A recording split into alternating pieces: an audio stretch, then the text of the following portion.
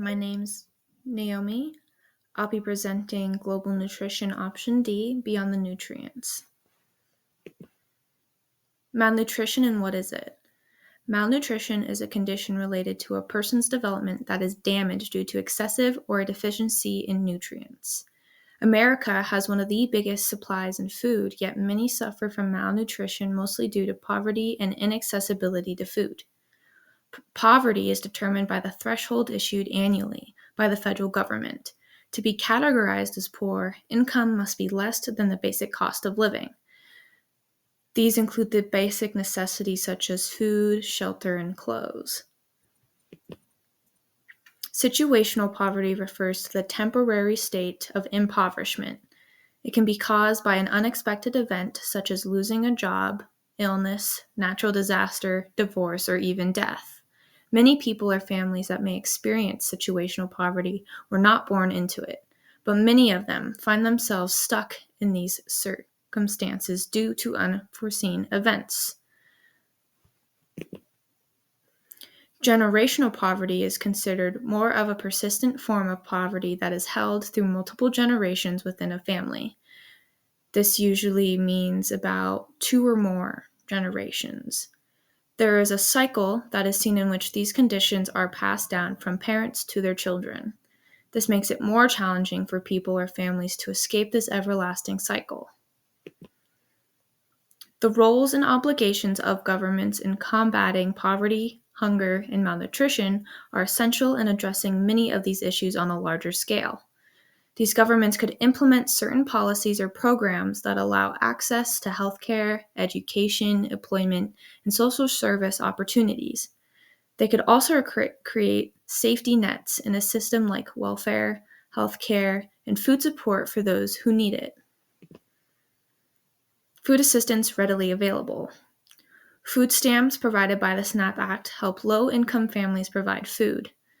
Food drives, donations in soup kitchens, the National School Lunch Program, and National School Breakfast Program allow students from low-income families free meals.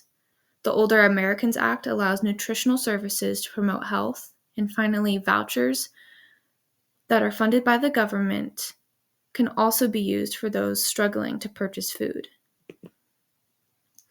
Why does malnutrition continue? Malnutrition is a large problem despite the moderate amount of food supplies for a few reasons. Distribution inequality.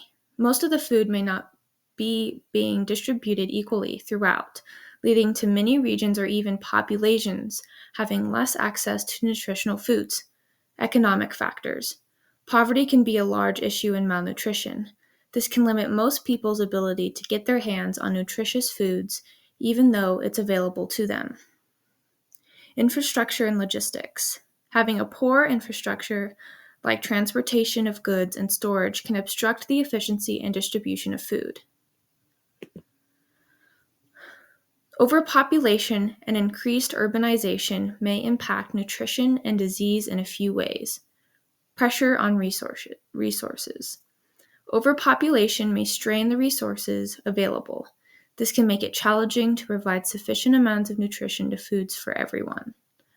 Urban food deserts.